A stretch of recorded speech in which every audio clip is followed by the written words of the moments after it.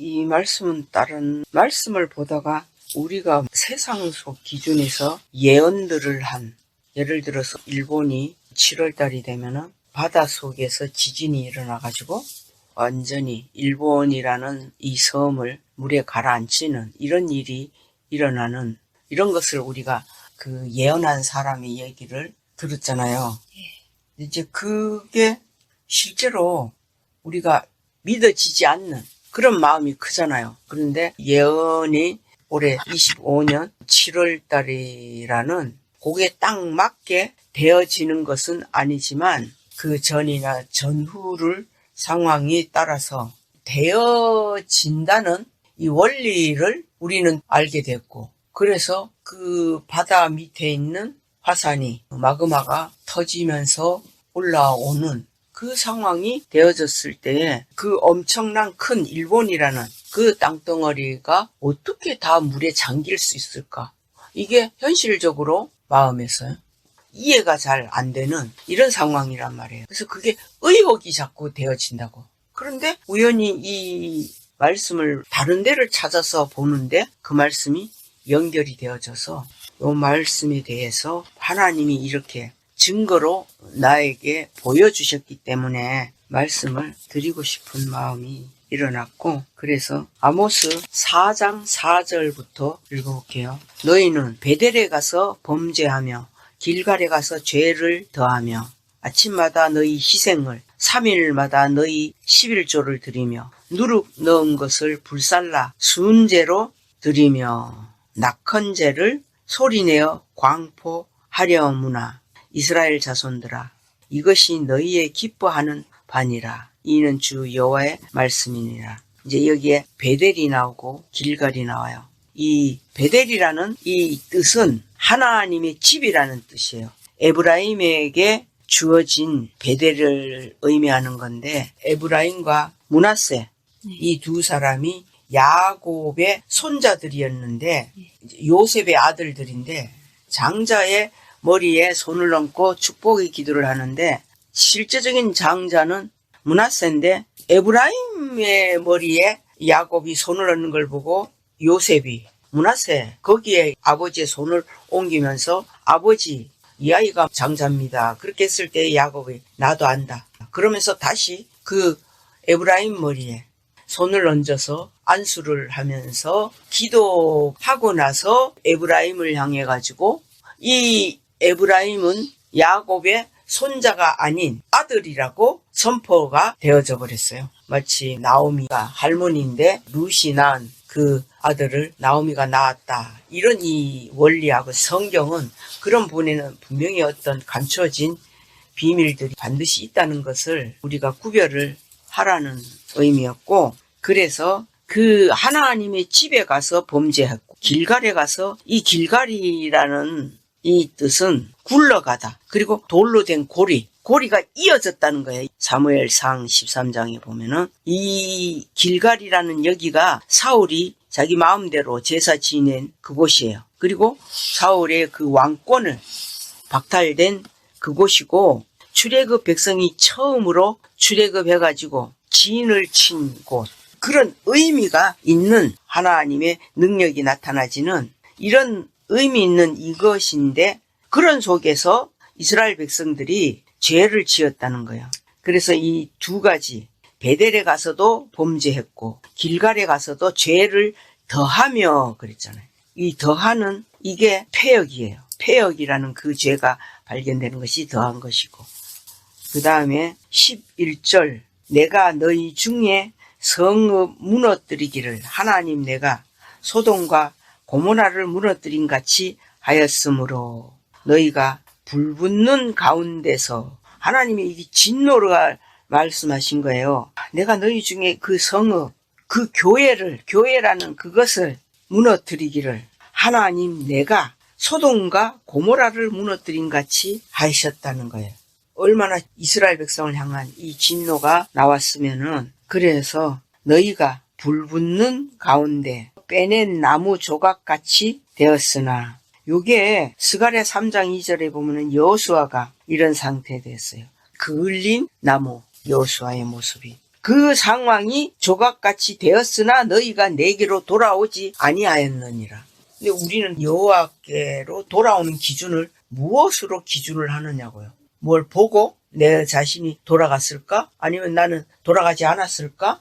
이런 내 모습을 구별이 돼야 되겠죠. 그래서 이는 여호와의 말씀이니라. 그러므로 이스라엘아, 내가 이와 같이 네게 행하리라. 내가 이것을 너에게 행하리니 이스라엘아, 네 하나님 만나기를 예비하라 그랬어. 그러면 이들은 하나님을 처음서부터 다 아는 자들인데 왜 하나님 만나기를 예비하라고 했겠느냐. 이들의 그 죄가 베델에 가서 범죄했고 길갈에 가서 죄를 더했어. 그것이 미가서 6장 5절부터 볼게요. 내 백성아, 너는 모압 왕 발락의 꾀한 것과 부올의 아들 발람이 그에게 대답한 것을 추억하며 시딤에서부터 길갈까지의 일을 추억하라. 네가 어떤 죄를 지었는가를 다시 되새김질하라는 거예요. 자기의 죄, 이스라엘의 죄라고 표현을 하지만 우리 각각 개인도 똑같은 그 원리예요. 그리하면 여호와의 의롭게 행한 것을 알리라 하실 것이니라. 내가 무엇을 가지고 여호와 앞에 나아가며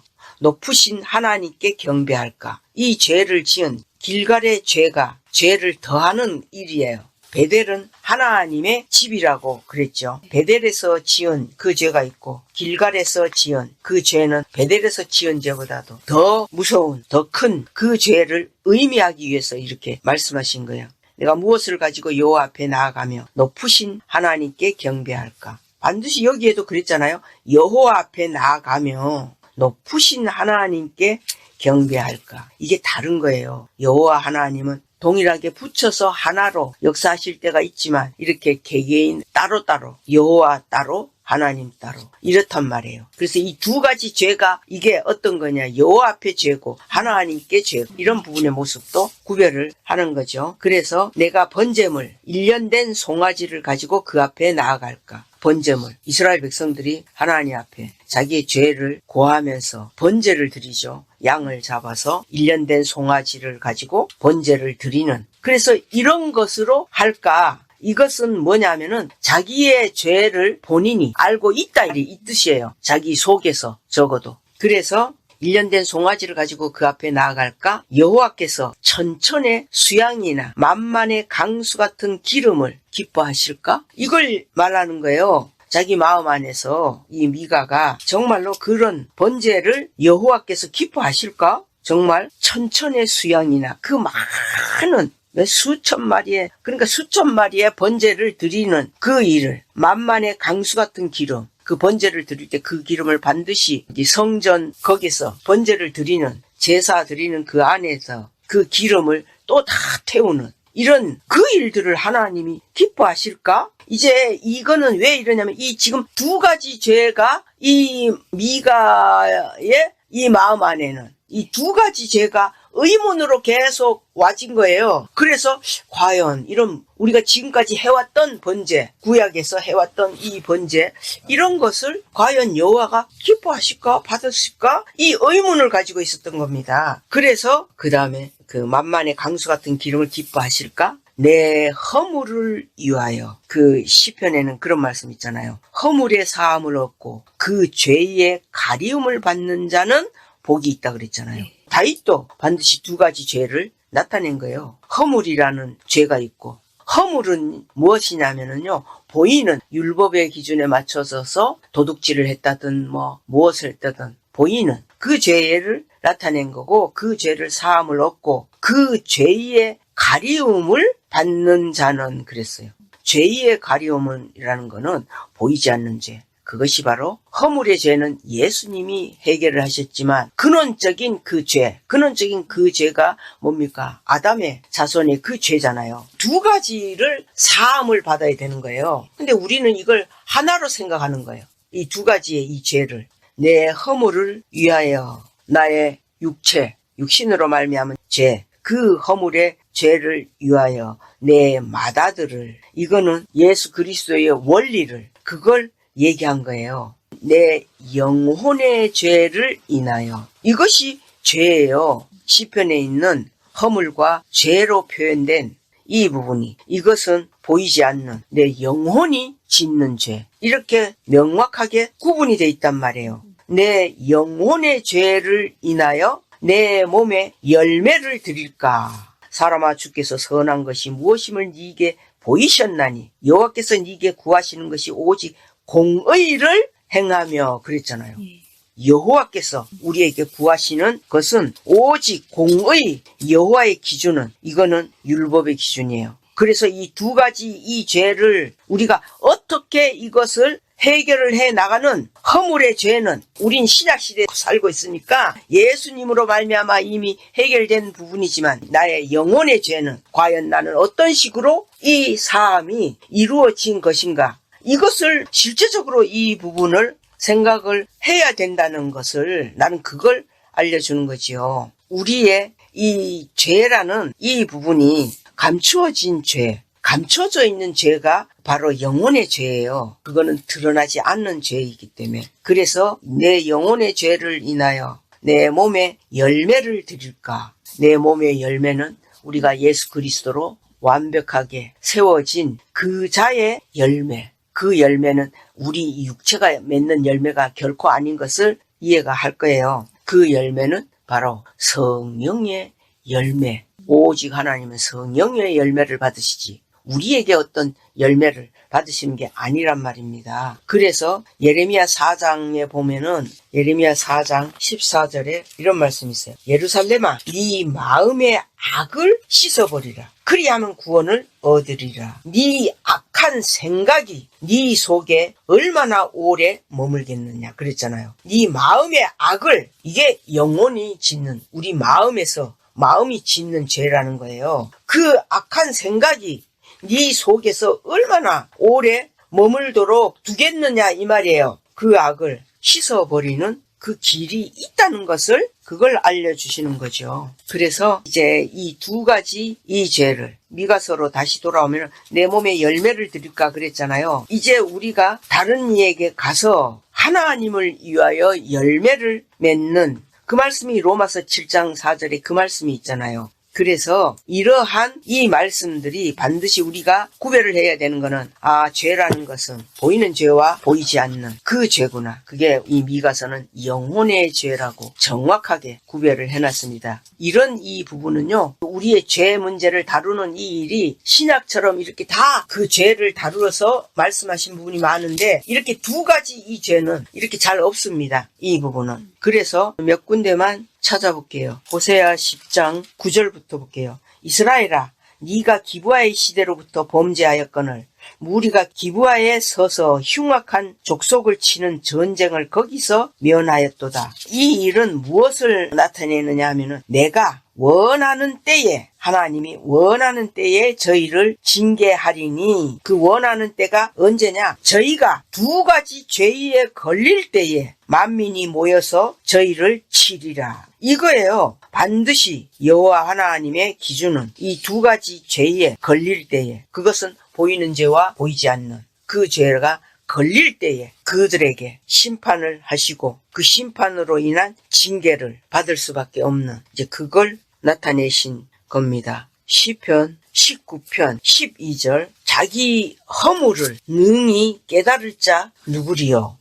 이것은 이제 다윗이 부르짖은 노래입니다. 자기 허물을 능히 깨달을 자 누구리요? 나를 숨은 허물에서 벗어나게 하소서. 또 주의 종으로 고범죄를 짓지 말게 하사 그 죄가 나를 주장치 못하게 하소서. 불어 짓는 죄, 알고 짓는 죄, 짐짓죄, 이게 고범죄예요.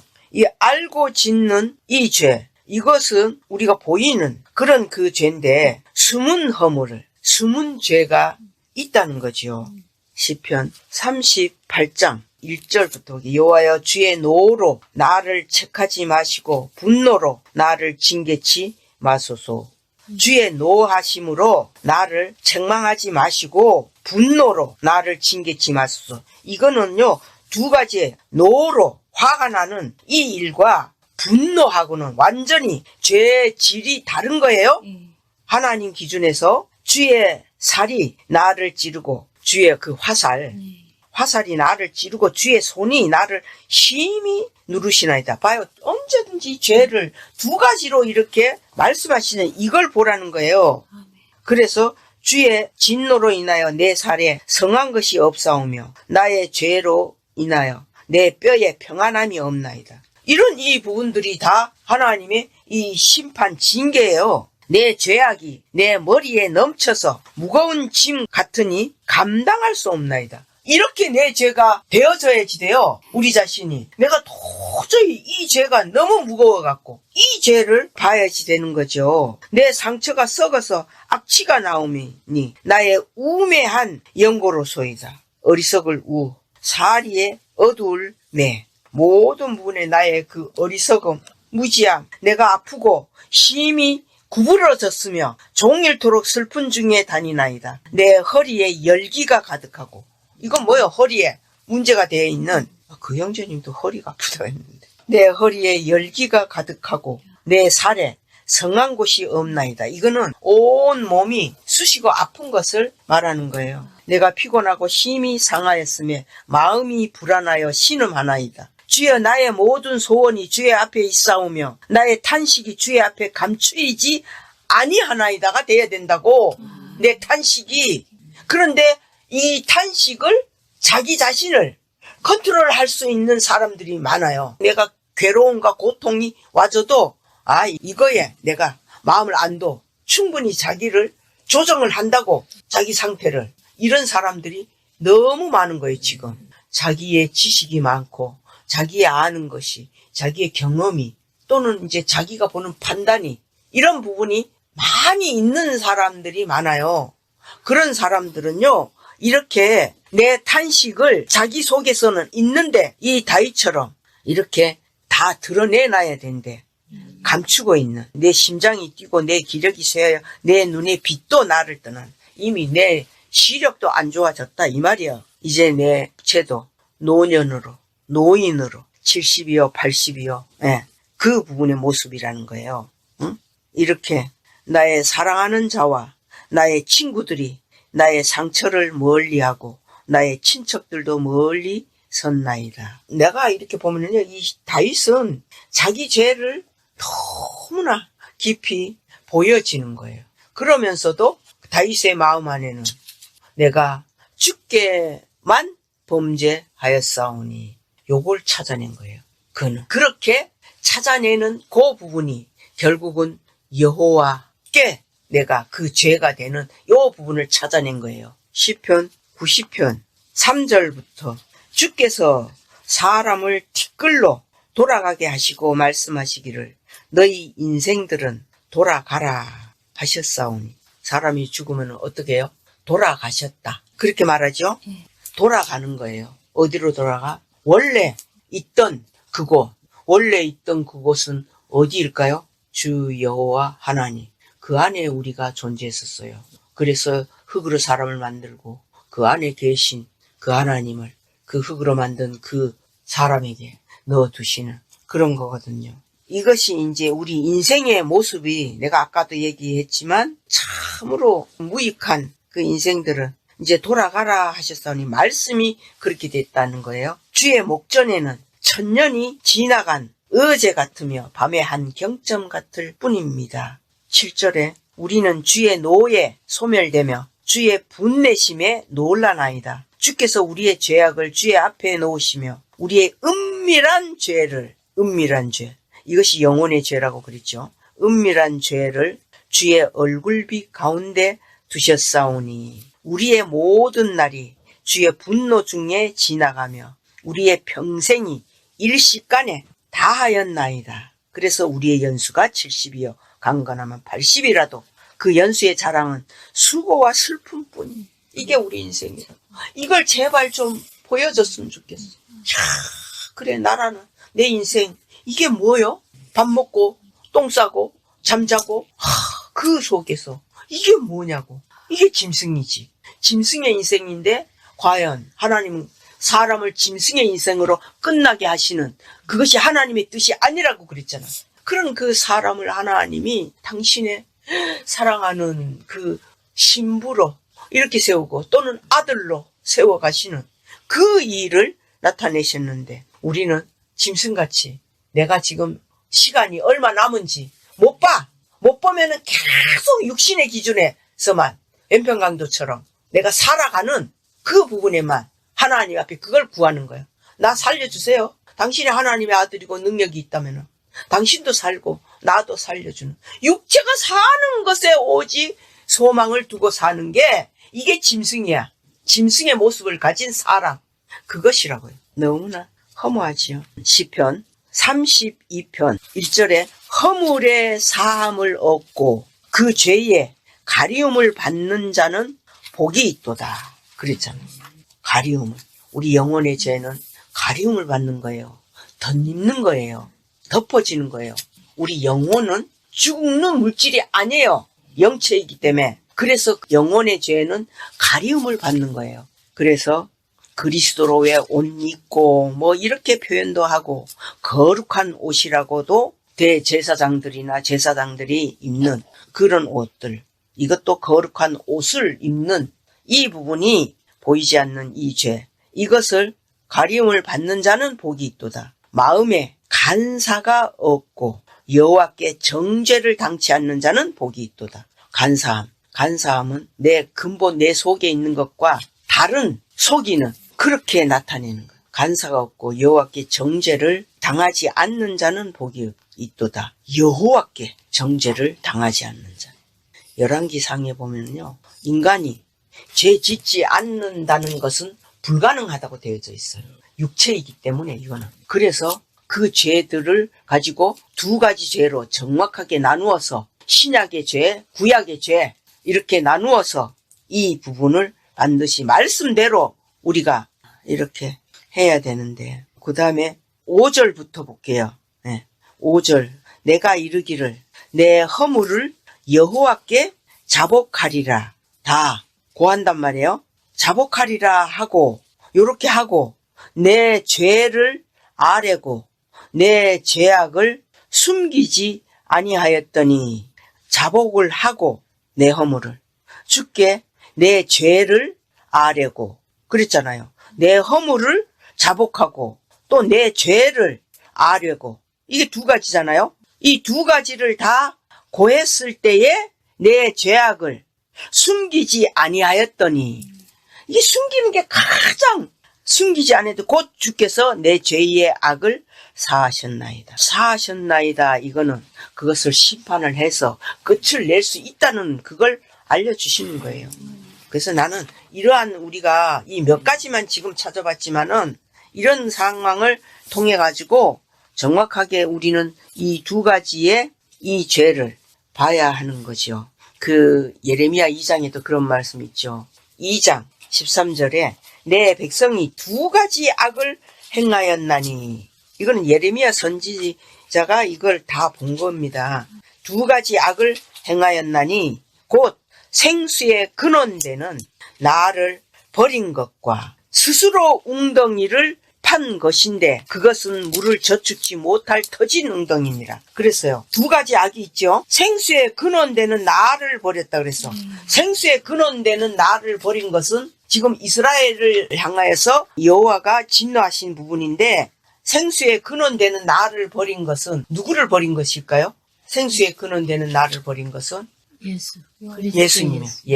예수님을 버린 거예요. 아들을 보내셨는데 그를 버린 거예요. 그리고 또 한 가지는 스스로, 자기 스스로가 웅덩이를 판 것인데, 왜 웅덩이를 파겠어요? 자기가 그 생수를 파겠다는 거예요. 만들어내겠다는 거예요. 자기 주체의식자 자기 스스로 웅덩이를 판 것인데 그것은 물을 저축지 못할 터진 웅덩이네요. 근데 자기는 그 터진 웅덩이를 안다는 거예요? 모른다는 거예요? 모르니까 파겠죠. 그 모르니까 파죠.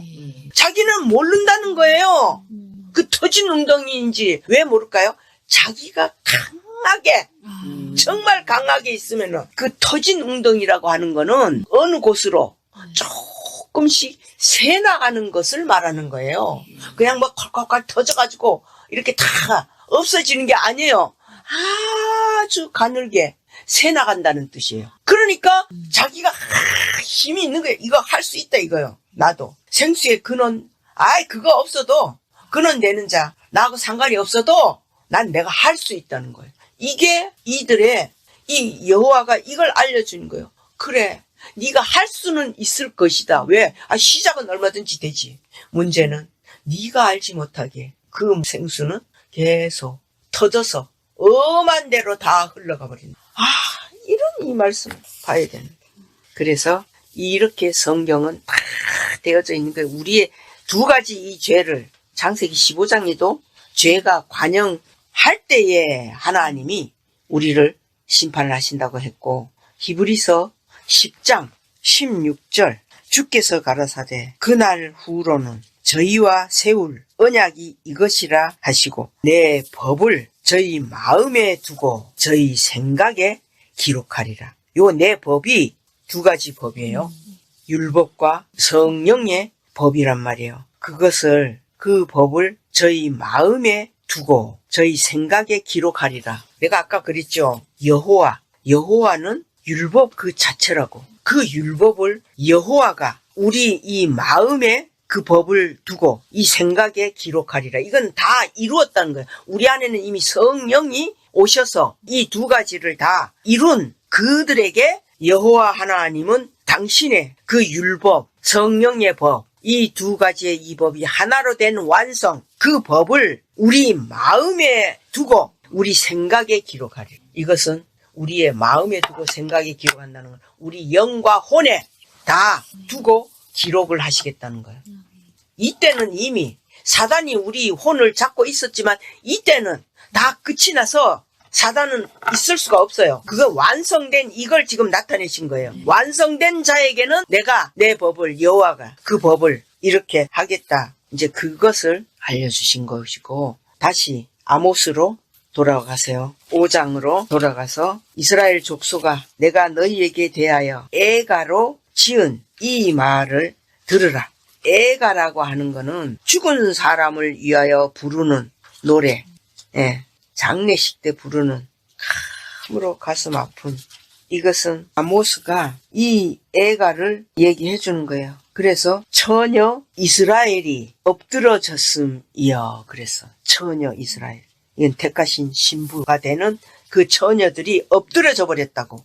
다시 일어나지 못하리로다. 그래서 자기 땅에 던지우미여 일으킬 자 없으리로다. 이거는 신부의 이 길이 다 끝이 나버린 이것을 애가 타서 지금 3절에 주 여호와께서 가라사대 이스라엘 중에서 1000명이 나가던 성읍에는 100명만 남고 100명이 나가던 성읍에는 10명만 남으리라 하셨느니라. 다 엎드려져 없어. 이렇게 남은 자가 완전히 10분의 1만 돼버린 거죠. 4절에 여호와께서 이스라엘 족속에게 이르시기를 너희는 나를 찾으라. 여호와께서 여호와를 찾아야 되는 거예요.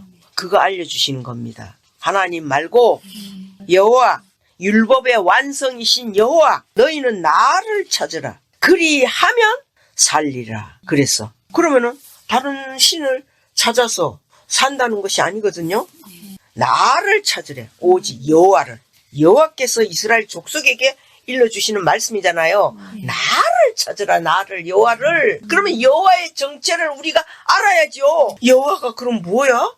여호와가 뭐야? 그걸 깊이 너희는 여호와를 알라. 어떻게 알라고? 힘써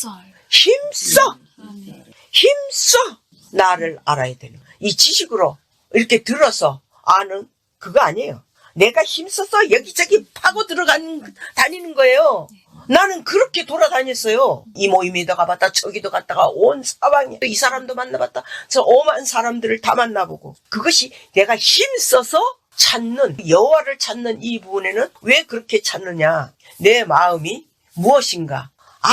이거였구나. 이것이 완성이 되어진 무엇인가 안 되어졌기 때문에 그렇게 찾는 거예요. 그래서 그걸 지금 말씀해 주시는 거예요. 너희는 나를 찾으라. 여호와를 찾으라. 그리하면 살 것이다. 그걸 알려주시는 거죠. 그래서 요 말씀 속에서 한 군데를 찾아볼게요. 이사야 55장 6절. 너희는 여호와를 만날 만한 때에 찾으라. 가까이 계실 때에 그를 부르라. 그랬죠? 악인은 그 길을 불어야 한 자는, 악인이라고 하는 건 죄인이야. 자기 죄가 보여진 자. 그 악인은 그 길을 불어야 한 자는, 믿지 않는 자, 그 생각을 버리고 여호와께로 돌아오라. 그리하면 그가 긍휼히 여기시리라. 있어요, 없어요, 여기에? 여호와를 만날 만한 때가 있다는 거예요. 이상한 소리죠. 너희는 나를 찾으라. 아모스에는 그리하면 너희가 살리라. 그래 놓고 이사야에는 그렇게 돼 있잖아요. 너희는 여호와를 만난 만한 때에 찾으라는 거예요. 그러니까 무조건 찾으라는 거 아니야. 근데 나는 무조건 찾았어. 미련한 자이기 때문에 그냥 여기도 저기도 막 그냥 오만 비방도 듣고 그랬지만은 내 마음이 뭔가 이게 아니야. 맨날 들어서 잠시 우물가연처럼 그냥 갈증만 해소하는 그 삶이었었어. 그러니 환장하지 속에서는 채워지지 않는다고. 이거는 채워지지 않는다는 것은요, 하나님의 택한 자예요. 택한 자이기 때문에 다른 것으로 채워질 수가 없어요. 오직 기록되어 있는 이 실제적인 이 말씀이 어느 순간 하나님의 음성으로 내 속에 탁 들려질 때, 그것이 언제냐? 네가 여호와를 만날 만한 때에, 그러니까 여호와를 만날 만한 때가 시기야, 시기. 어떤 시기냐 이거요. 만날 만한 때가 어떤 시기냐? 어떤 시기일 것 같아? 지금이라고 뭐 표현이 틀렸다는 것은 아니지만은 내 마음이 참으로 내가 너무나 애 같아서 더 이상 이제는 나는 이제는 하나님을 아무리 찾아도 나는 찾을 수가 없습니다. 그래서 내 마음에서 나는 실제로 그랬거든요.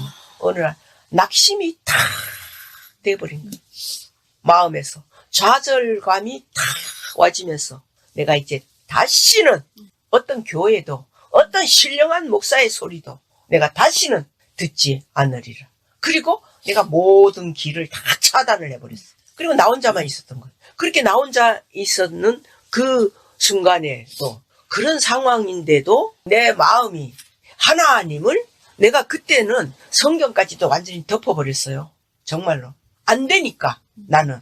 안 되는 것이 보여지니까, 그냥 이대로 그냥 살다가 그냥 죽자. 이제 이렇게만 생각하고 성경도 덮었는데, 계속 내가 그러면서도 어떤 이 성경은 항상 집에 있었으니까 어쩌다가 이렇게 성경을 뒤적뒤적 하다가 발견된 말씀이 내게 들려졌어. 그 말씀이 뭐냐면 로마서에서 예수님이 부활을 하신 것이 탁 내 눈에 들어온 거예요. 부활하신. 이상한 일은 내가 예수 그리스도가 부활하신 것을 나는 사람들에게도 많이 얘기했고 알려줬고 가르쳤고 뭐 이런 부분도 많이 있었잖아요. 그런 경험들이. 주님이 부활을 하셨네? 나 혼자서 그러고 있었어. 그건 뭐요? 그 부활하신 주님을 그 순간에 실제로 내게 오신 거예요. 말씀으로 부활하신 주님. 그리고 나는 지금까지 그 수십 년을 어떤 식으로 해서 지식으로 내가 알고 있는 경험으로 말만 똑같이 하는 거예요. 예, 주님은 예수 그리스도 부활을 하셨습니다. 그렇게 다 알려주고, 오죽하면은 내가 수양회라는 거기에 갔을 때에도 다른 사람들을 내가 다 판단을 해줬어. 그거 구원이 맞아, 복음이네 해주고, 나는 전혀 안 되어지는, 그게 적어도 내가 양심적으로도 아닌 것은 아닌 것을 내가 알기 때문에 그런 거예요. 그래서 우리가 이 여호와 하나님을 만날 만한 때가 언제냐? 내가 모든 것이 다 이제는 죽고 싶습니다. 이러한 때. 봐봐, 죽고 싶은 그런 마음이 되어질 때는요, 세상에 그 어떤 부귀 영화가 하나도 안 들어요. 어떤 사람은 지식으로 그런 부귀 영화를 다 끝을 낼 수도 있어요. 이게 이래서 중요한 거예요. 쏘을 수 있는 거예요. 지식이 맞으니까 쏘는 거예요. 근데 나는 그게 아니거든요. 실제로 나는 어렵게 사는 이게 아니었잖아요. 나름대로. 그런데 그게 하나도 내 속에 중요한 것으로 안 보여지니까, 하나님은 어떤 교회든지 하나님이 계시지 않는구나. 난 이렇게 딱 판단을 해버렸거든. 그래서 어떤 교회든 구원파든 뭔 파든 어디든 다 끝을 내는 그 일을 결정할 수밖에 없었어요. 내 속은. 이제 그런 와중에 그 혼자 있는 그 몇 달을 그렇게 혼자 있으니까 나중에는 완전히 멍한 자가 돼가지고 실제로 바보 멍청이가 돼버렸죠. 진짜로 그 순간에. 그래서 그냥 끼적끼적 이 성경을 펼치는데 그 말씀이 그것도 내가 맨날 읽어봤던 그 말씀이야. 그 흔했던 그 말씀. 부활하셨다고? 부활이 내 안에 탁 들어오는 거야. 그때서부터 이제 나는 그러기 직전에 내가 하나님 앞에 어떻게 부르짖었느냐. 하나님이 이제는 나는 그 어떤 사람도 절대로 만나지 않을 것이고 하나님이 직접 나에게 말씀을 해 주시든지 아니면은 저를 죽이시든지 그렇게 하세요. 그 어떤 교회를 가도 나는 언제나 그 앞에서 그 말씀에만 두 귀를 기울여 가지고 이렇게 했었는데 이제는 그 교회관이 그냥 와르르르 다 무너져 버렸어. 이 세상의 교회관이. 어떤 것도 없어. 신령한 거 없어. 그게 와르르 무너져 버리니까 내 자신이 그대로 더 무너져 버린 거예요. 이런 상황 속에서 나는 하나님이 없는가 보다. 이렇게 완전히 낙심이 되어져 갖고 그나마 지식으로 알았던 그 하나님조차도 다 손을 놔버린 그 순간에 그 말씀이 탁 들어왔던 거예요. 부활하심. 이게 뭐요? 이 부활이 이게 뭐요? 그때서부터. 그리고 내가 하나님 앞에 부르짖었던 대로 하나님이 직접 나를 이 말씀으로 가르쳐 주시든지 알려주시든지 그렇게 하셨어요. 그렇지 않으면 저는 어떤 사람도 이제 만나지 않을 겁니다. 이렇게 했는데 그 말씀이 눈이 딱 띄어지면서 그때부터 성경이 보여지기 시작이 되는 거예요. 조금씩이야. 그때부터 뭐 확 열려져가지고 내가 막 이렇게 하는 게 아니야. 조금씩 이제는 실제가 돼버리는 거야. 그 성경 말씀은 나에게만 들려지는 것이지 세상에 그 다른 사람들 그건 아무 소용없어. 오직 나야. 1대1이야. 그냥 그렇게 이 말씀이 내게 들어오기 시작을 하면서 그 조금씩 이제 내가 바뀌어져 가는 이 부분은 이제는 내가 내 뜻대로 내 경험대로 나아가는 것이 이제 서서히 바뀌어지는 거예요. 그래서 이런 이 부분이 시작이 뭐냐.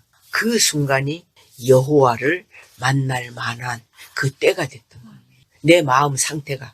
우리가 그런 마음이 됐을 때에 어느 날 너희는 여호와를 만날 만한 때에 찾으라 그랬어. 그런데 나는 안 찾았어. 그런데 찾으라 이거는 나는 나도 모르게 습관적으로 성경을 본 거야. 그래서 우리는 이 지식으로 알았던 이것이 아무 소용없는 것은 절대 아니에요. 이 습관적인 이 부분이 내가 성경을 펼쳤기 때문에 그 말씀을 하나님이 나에게 주실 수가 있는 거예요. 여호와가 친히 나에게 나타나실 수 있다는 거예요.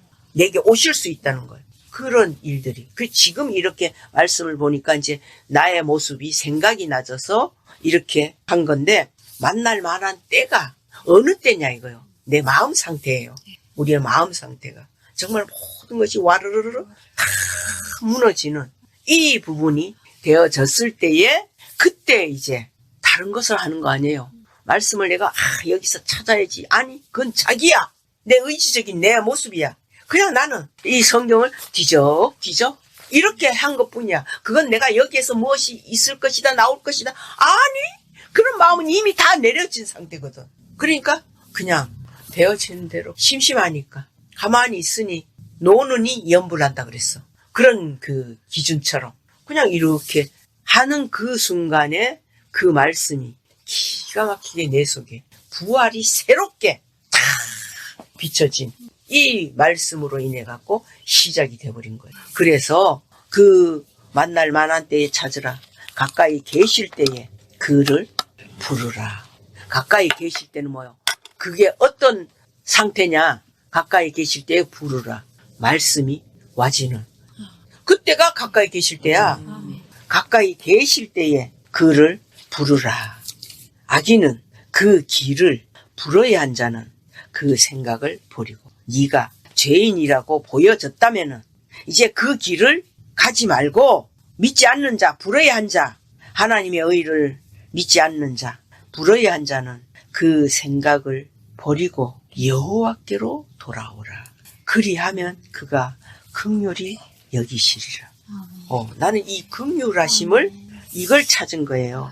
여호와의 긍휼하심. 그 생각을 이걸 버려야 되는 이 부분은요. 예레미야 17장 1절부터 보면은 유다의 죄는 금강석 끝 철필로 기록되되 그들의 마음판과 그들의 다한 뿔에 새겨졌거늘 그들의 자녀가 높은 매 위 푸른 나무 곁에 있는 그 단들과 아세라들을 생각하도다. 이스라엘은 북이스라엘이 있고 남유다, 우리나라처럼 이렇게 갈라져 있는 거예요. 이들의 이 죄가 이렇게 금강석 끝 철필 이것으로 쓴 것은 절대 어떤 것도 지울 수가 없다는 거예요. 이 죄가 지워지지 않아.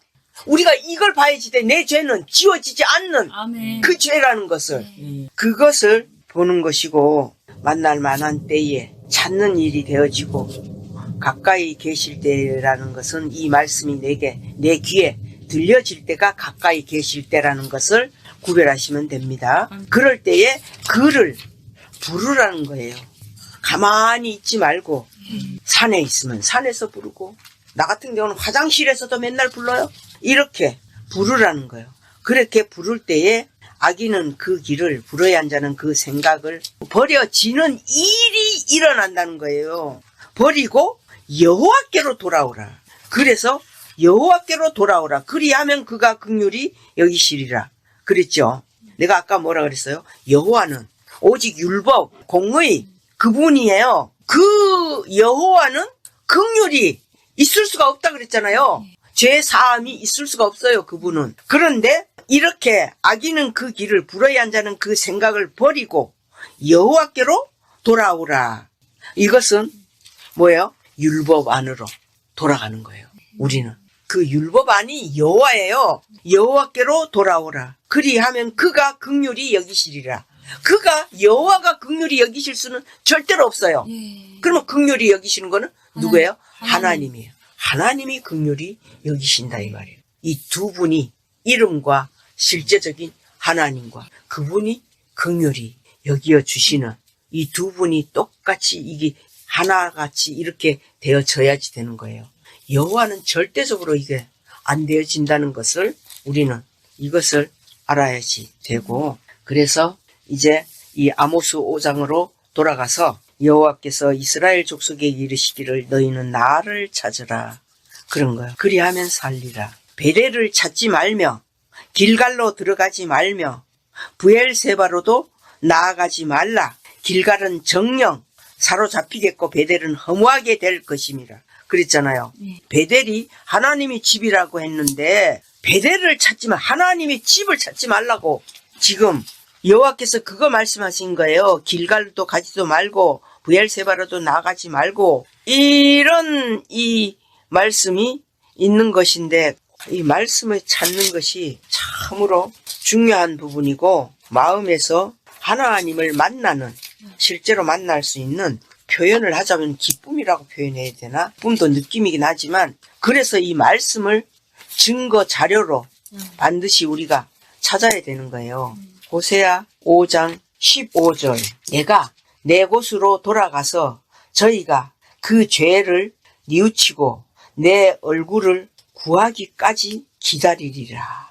그랬죠? 이것은 여기에서는 하나님이 말씀으로 보여지는데 이거는 그래서 그 15절에 내가 내 곳으로 돌아가서 저희가 그 죄를 뉘우치고 내 얼굴을 구하기까지 기다리리라. 저희가 고난을 받을 때에 나를 간절히 구하여 이르기를 오라 우리가 여호와께로 돌아가자. 여호와께서 우리를 찢으셨으나 왜 찢어? 율법으로 말미암아 찢을 수밖에 없어. 찢으셨으나 도로 낫게 하실 것이요. 도로 낫게 하시는 것은 누가 하셔? 도로 낫게 하시는 건 누가 하시는 거? 하나님이 하시는 거예요. 찢으시는 것은 여호와고 이제는 정확하게 구분이 되죠. 우리를 치셨으나 싸매어 주실 것임이라. 여호와께서 이틀 후에 우리를 살리시며 그랬죠. 제3일에 우리를 일으키시리니. 이게 뭐요? 우리가 예수 그리스도 죽고 부활 이것을 여호와께서 이렇게 이루신다고. 아멘. 여호와께서 우리를 찢으신 것은 죽이시는 거예요. 죄의 싹은 사망이기 때문에. 그런데 하나님이 이틀 후에 우리를 살리셔. 와, 이 성경 말씀이, 이 비밀이 이것을 참 보여진다면. 그래서 3일에 우리를 일으키시리니. 그래서 우리가 아들로 하나님이 이렇게 세우시는 거예요. 우리가 그 앞에서 살리라. 그러므로 우리가 여호와를 알자. 힘써 여호와를 알자. 이걸 몇 번씩이나 여기저기에 강조를 한 이유가, 그래서 여호와의 날이라고 하는 이 부분이 여러 군데 있어요. 그래서 여호와를 알자. 그의 나오시면 새벽빛 같이 일정하니. 그랬어요. 새벽빛이 무엇인지 알아요? 실제로 새벽별. 새벽별, 아멘. 샛별, 그게 예수 그리스도예요. 그 빛은 일정하다고 막 이렇게 저렇게 다 되는 게 아니라 비와 같이 땅을 적시는 늦은 비와 같이 우리에게 임하시리라. 이것은 여호와가 이렇게 찢으셨으나 도로 낫게 하시는 분은 하나님. 이것을 명확하게 구분시키셨고, 우리는 여호와를 알자. 힘써 여호와를 알자. 그랬죠. 이 부분들이 우리가 마음에 믿어졌을 때 이제 어떤 일이 일어나느냐. 이사야 61장 1절부터 볼게요. 주 여호와의 신이 내게 임하셨으니 이는 여호와께서 내게 기름을 부으사. 기름 부음. 가난한 자에게 아름다운 소식을 전하게 하려 하심이라. 가난한 자에게 그 마음이 세상에 소망을 두지 않는 그 가난한 자에게 아름다운 소식을 전하게 하려 하심이라. 나를 보내사 마음이 상한 자를 고치며 포로된 자에게 자유를, 갇힌 자에게 노임을 전파하며.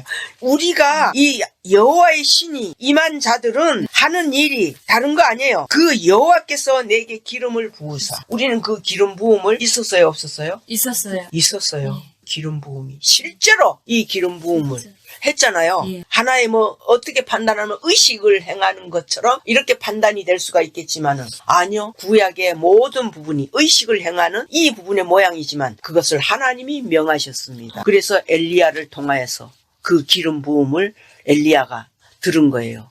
이제 네가 이 굴속에 있는 것이 아니라 네가 할 일이 있다. 기름 부음을 해라. 왕으로 세워지는 자들 또는 선지자로 아들로 세워지는 잃어버린 양들을 찾아서 네가 기름 부음을 하라. 그거였어요. 다 이 성경이 이렇게. 그래서 이제 그 가난한 자에게, 이것은요 가난한 자들에게가 아니잖아요. 이거는 단수잖아요. 그래서 개인이에요. 정말로 그 마음이 참으로 상처를 입은 그런 자인지, 세상의 삶이 아무런 의미 없어서 지금은 그런 그 사람들이 마음에 우울증 이런 병이 지금 날로 급증하잖아요. 그런 자들에게 이 아름다운 소식을 전하는, 그 아름다운 소식은 여호와를 알려줄 만한 자인지 아닌지 우리가 구별을 해서 그걸 알려주는 거예요. 그 여호와를 알려줄 자가 있고 예수 그리스도로 알려줄 자가 있는 거예요. 이건 달라요. 분명히 이런 기준을 우리가 보는 거죠. 그래서 이제 다시 아모스로 와서 5장 6절 너희는 여호와를 찾아라 그리하면 살리라. 염려컨대 저가 불같이 요셉의 집에 내리사 멸하시리니 베델에서 그 불들을 끌 자가 없을까 하노라. 이것은 여호와께서 불같이 요셉의 집에 내리사 멸하시리니. 요셉은 누구를 갈게요? 야곱의 12아들 중에 가장 사랑하는 아들 요셉. 그는 예수님이죠.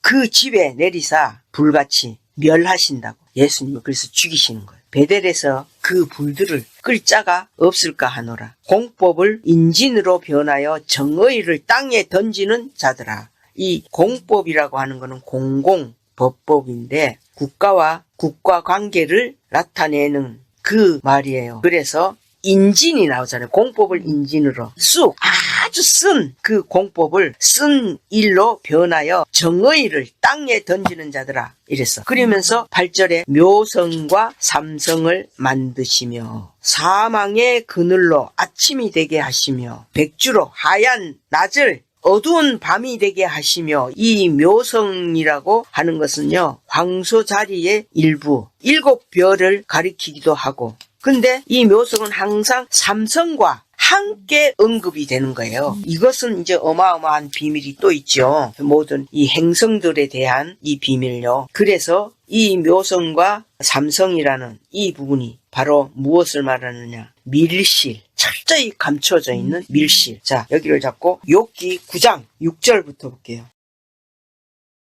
그가 땅을 움직인다고. 이 행성, 지구를 움직여 그 자리에서 미신즉 그 기둥이 흔들리며 그가 해를 명하여 뜨지 못하게 하시며 별들을 봉하시며 그래서 이 세계를 흔드신다는 거예요. 흔들어 놓는다는 거예요. 이 세계를 흔들며 이 지구 자체를 행성 이 자체를 흔드는 거야. 흔드는 게 뭐예요? 공전과 자전 그게 흔들리는 거예요. 지구가 사실 그렇게 하고 있잖아. 흔들리잖아. 그가 땅을 움직여 그 자리에서 미신즉 그 기둥이 흔들리며 그가 해를 명하여 뜨지 못하게 하시며 해가 뜨지 못하게 하시며 별들을 봉하시며 그가 홀로 하늘을 펴시며 바다 물결을 밟으시며 북두성과 삼성과 묘성과 남방의 밀실을 만드셨으며 여기에서 이게 나오는 거예요. 삼성과 묘성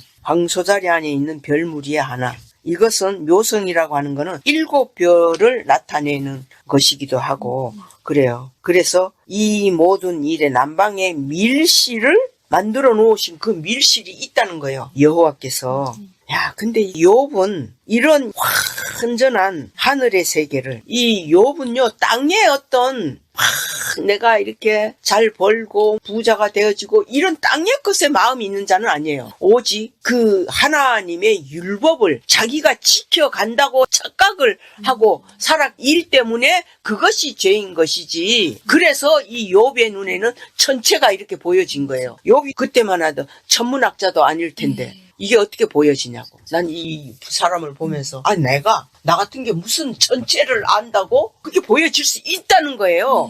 이 비밀이 참 내가 생각해도 희한해. 어떻게 저 행성들이 이렇게 보여지고 느껴지고 그것이 무엇이라는 게 어떤 상황이 일어나지며 오늘 뉴스에는 우리나라 사람이 미국 나사 연구원으로 처음으로 이렇게 합세해가지고 우주정거장에 그가 갔었고 그가 의사들하고 의학을 공부한 그런 사이인데 우리나라 사람이 3사람이나 그것을 했더라고. 그렇게 했는데 야 그런 것을 보면서 참 근데 이제 그 사람들은 자기가 이제 너무나 내가 내 평생에 어떻게 이런 여행을 해보겠냐 이거야. 그런 것만 있는 거야. 하늘에 대한 이런 이 부분 몰라. 근데 나는 그런 뉴스만 전체에 대해서 이런 것이 나와지면은 그 전문적인 이런 용어들 난 하나도 모르지. 당연히 모르는데 근원적인 것은 정확하게 그게 보여. 이걸 내가 얘기해 주는 거야. 그러니까 이 욥도 그런 차원에서 이 전체가 보여지는 거예요. 26장에 보면은 어떤 말씀이 있냐면은 그는 북편 하늘을 허공에 이것도 욥이 대답한 말이에요. 북편 하늘을 허공에 펴시며 이 땅덩어리 이 지구를 허공 속에 다 있었잖아. 땅을 공간에 다시며 이 허공 공간에 땅을 다시며 물을 빽빽한 구름에 싸시나. 이 모든 행성이라고 하는 것은 물이 바닷물로 이렇게 되어져 있는 거예요. 이게 다 싸져 있어. 이런 그 원리를 우리가 욥을 통해서도 보는 것이고 욥기 38장 31절부터 볼게요. 이것은 이제 여호와께서 욥에게 직접 보여주셨으니까 욥은 이걸 알아들을 거 아니냐고. 네가 묘성을 내어 얼기되게 하겠느냐? 너 그렇게 할 수 있어? 삼성의 띠를 풀겠느냐? 이 삼성이라고 하는 거는 별들을 나타내는데 행성이에요. 3가지 성부, 성자, 성령. 그 삼성의 띠를 네가 삼성의 띠를 풀겠느냐? 네가 12궁성을 때를 따라 끌어내겠느냐? 북두성과 그 속의 별들을 인도하게 전부 다 이 전체의 행성들에 대해서 하나님이 네가 하늘의 법도를 아느냐? 하늘로 그 권능을 땅에 베풀게 하겠느냐? 어마어마한. 아니 왜 이거 말도 안 되는 이런 말씀을 하나님은 욥에게 해주실까? 말이 안 되는 게 아니야. 욥은 이걸 다 이때는 보여지고 알아. 나는 그 심정을 조금이지만은 내가 이해가 간다니까. 그렇지. 욥이 그 상황이 되어졌을 때는 이렇게 볼 수가 있는 것이고 더더군다나 여호와께서 다 욥에게 어느 정도 보여주셨기 때문에 이렇게 말씀을 하실 수 있고, 그 보여주신 것을 욥의 생각 속에는 반드시 금강석 철필로 된 이 부분이 자기 마음과 생각 속에 기록이 되어 있는 거예요. 그래서 하나님은 욥에게 그 어마어마한 비밀, 미국 나사의 연구진들, 그들은 욥의 이 지혜를 따라올 수 없어. 그들은 이것을 볼 수는 없거든. 자기들이 지혜로 전체를, 행성들을 연구하는 것뿐이지 실제로 욥처럼 이것을 볼 수는 없어. 나는 그래서 이제 목성에 대해서도 내가 구체적으로 이 말씀들을 내게 보여진 이것은 다 이제 해야지 되겠다 싶은 마음이 들었던 거예요. 그래서 이렇게 묘성과 삼성면 이런 걸 만드시는 이 일들은 여호와께서 밀실을 만들기로 놓기 위한 거예요. 그 밀실 속에서 사는 자가 있고 또 다른 행성들 안에서 사는 자가 있는 거예요. 그 행성 안에서 밀실이 있다고. 그거는 뭐냐면은 지금 이 지구를 기준이 되는 거예요. 이 지구라는 이 행성, 이걸 기준해서 이 지구 속에 밀실이 있다는 거예요. 그 밀실이 어디인지 아는 사람 있어요? 그 밀실이 어디일까? 가나안 땅? 가나안 땅이 맞아요. 밀실이. 가나안 땅이에요. 그래서 아모스 5장 백주로 어두운 밤이 되게 하시며, 그러니까 상상할 수 없는 일들이, 밤이 없는 백야라는 어떤 그 나라가 있어요. 또 이제 텔레비에서 나왔는데 거기는 밤이 없어요. 그런 상황이 일어나지는 때가 있는 거예요. 항상 그런 건 아니지만 이 지구가 도는 이 일로 인해 가지고 그런 상황이 되어지겠지만, 그런 것들이 성경이 기록이 돼 있는 게 내가 이게 놀랐다고. 아니, 그런 일들이 성경에 이렇게 있어? 여호와가 백주로 어두운 밤이 되게 하시며 그늘로 아침이 되게 하시며, 이건 뭐요? 밤을 낮으로 이렇게 되게 하신다는 거야. 그리고 나서 바닷물을 불러 지면에 쏟으시는 자를 찾으라 그랬어. 바다를 불러서 지면은 뭐요? 땅이야. 바닷물을 불러내서. 쓰나미. 그거야. 쓰나미야, 그 일이. 쓰나미는 뭐요? 바닷속에 그 마그마, 화산, 불이 터져서 일어나질 때 지진으로 바뀌어져서 이 지진의 고리가. 그래서 나는 이게 놀라웠다는 거야. 그 바닷물을 불러 지면에 쏟으시는 자를 찾으라는 거야. 그러면 쏟으시는 그런 자를 찾으라. 그것은 여호와 하나님이 그렇게 하신 것으로 우리가 믿어진다면은 그것은 여호와 하나님을 찾으라는 거야. 아멘. 여호와 하나님을, 여호와를 찾아야 돼요. 진짜. 이거는 완전한 다른 수준입니다. 아멘. 근데 이게 왜 이 부분이 됐냐면은 전에 지지락 박사가 어떤 산에 갔는데 그 박사도 그거는 알고 있어. 그 산에 보니까 바다 밑에 있는 큰 조개라든지 이런 부분들, 여러 가지 형태의 모양들, 바다 속에서만 살았던 그런 생명체가, 그런 물질들이 지질학자가 그 산에서 그걸 이렇게 발견을 해내는 거야. 그러면서 높은 산인데, 그러면서 그 사람이 무엇을 얘기했냐면, 이러한 이곳은 이미 수억만 년 전에 여기는 바다였다는 것을. 그걸 얘기해 주는데, 저거네. 그 증거로 나에게 보여주신 거야. 이게 이 말씀을 이루시는 거야. 바닷물을 불러내가지고 쏟으면은, 그러면 바닷물을 불러내서 쏟으면은 그 산은 바닷물이 빠져버리면은 그게 묻이 되버리는 산이 돼버리는 거야. 야, 내가 그래서 지질학이기 때문에 이 지구라는 땅덩어리를 연구하는 사람이라고. 그래서 이 땅덩어리는 이렇게 움직인다는 것을 그 박사도 그걸 얘기를 하더라니까. 이런 이 원리야. 그래서 내가 이걸 보고 깜짝 놀랐다니까. 그 일이 이게 맞네. 하나님은 바닷물을 쏟아가지고 땅에다가 엎어버려? 그러면은 그 바닷물이 있던 데는 반대로 산이 묻히 그런 곳이 되겠네. 어떻게 이런 말씀이 있을까? 내가 이걸 찾아낸 것이 내가 찾은 게 아니라는 거지. 성령이, 이게 내가 일본 그 예언의 그 말을 내가 알고 있잖아. 그리고 거기에 내가 마음을 두고 있잖아. 과연 어떤 상태의 형태로 어떤 조짐이나 이런 부분이 뭔가 하나님이 보여주실까? 내가 관심을 갖고 있잖아. 그러니까 그것은 나는 하나님이 이렇게 하신다는 이 증거의 말씀을 내가 못 찾았거든. 근데 그걸 지금 찾았다는 거야. 내가 이 말씀을. 그리고 하나님은 더더욱 이성적으로도 그 지질학자를 통해 가지고 실제로 내 눈으로 확인을 한 거야. 그건 사실이지. 와, 내가 진짜 가슴이 울렁울렁 할 만큼 그렇구나. 이 하나님의 역사는 이래야지 맞지. 이것이 참이고 진짜 하나님 앞에 내가 무릎이 꿇어지더라고. 이 말씀이 이것이 하나님이심 맞습니다. 그렇게 인정이 되어지더라니까.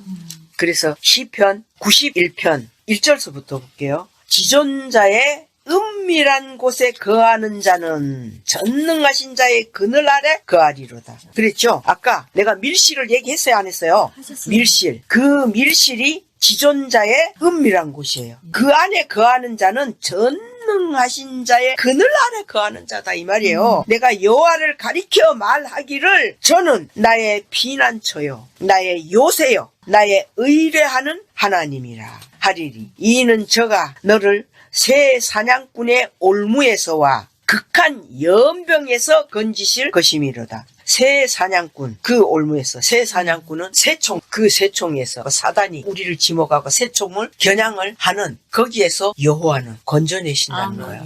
우리가 그걸 어떻게 피할 수 있어? 근데 그걸 말씀해 주시는 거야. 올무에서 극한 연병에서. 이 연병이라고 하는 거는 극한 연병이라고 하는 장질부사, 장티부사 이런 전염병, 급성 전염병. 이거는 바로 걸리면은 죽는 그런 극한 연병을 그걸 말하는 거예요. 극한 연병에서 건지실 것이미로다. 저가 너를 그 깃으로 덮으시리니 그 날개로 네가 그 날개 아래 피하리로다. 그의 진실함은 방패와 손 방패가 되나니 너는 밤의 놀램과 낮에 흐르는 살과 흑암 중에 행하는 연병과 백주에 황폐케 하는 파멸을 두려워 아니하리로다. 이 약속을 주시는 거예요. 약속을 주셨다. 천인이 천 사람이 네 곁에서 만 사람이 네 우편에서 엎드러지나 이런 일이 일어난다고. 이게 현실 속에서 죄로 말미암은 하나님의 심판 그 속에서는 만인이 네 우편에서 엎드러지나 이 재앙이 네게 가까이 못하리로다. 오직 너는 목도하리니. 오직 이것을 본다는 거야. 우리는 나는 본다는 거예요. 이 말씀이 믿으면 반드시 이것을 하나님이 보여주세요. 그래서 나는 예언의 어떤 일들고 이것을 어떤 부분으로든 하나님이 반드시 보여주시겠구나. 일본이든 뭐 다른 섬이든 그런 상황들이 어떤 섬이 또 그랬잖아. 지진이 접대 크게 일어나. 미얀마.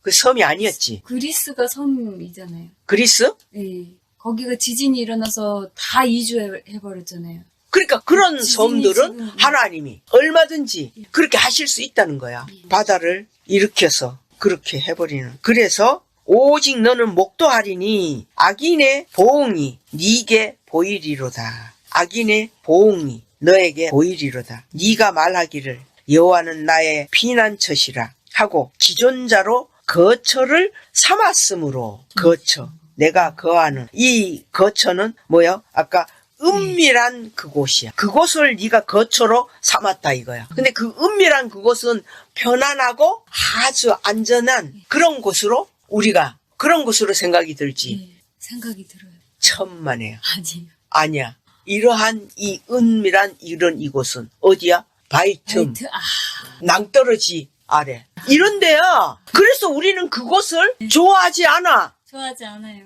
우리는 이 가나안 땅 안 좋아해. 그래서 은밀한 그런 곳은 우리가 그렇게 별로 안 좋은 이런 곳이라야지. 사단이 우리를 아유 그까지 무슨 저런 땅에서 절벽 밑에 아유 저 위험한 저런 곳에서 네가 얼마나 버티는가 보자. 아이고야 웃기다. 나는 그런 것에는 관심 없어. 사단이 이걸 만들. 하나님이 이걸 노리신다니까. 우리를 이 위험한 것 같은 이런 곳에 두신다. 그래서 화가 너에게 미치지 못하며 재앙이 네 장막에 가까이 못하리니 저가 너를 위하여 그 사자들을 명하사. 이 사자들은 천사들입니다. 이 천사들은요 하늘에서 있는 천사들도 있지만 땅에서 있는 천사들이 있습니다. 그 땅에서 있는 천사 중에 우리가 알 수 있는 가장 쉽게 알 수 있는 것은 바로 육체를 가지고 있으면서 에녹의 모습입니다. 그 사자들을 명하사 네 모든 길에 너를 지키게 하심이라.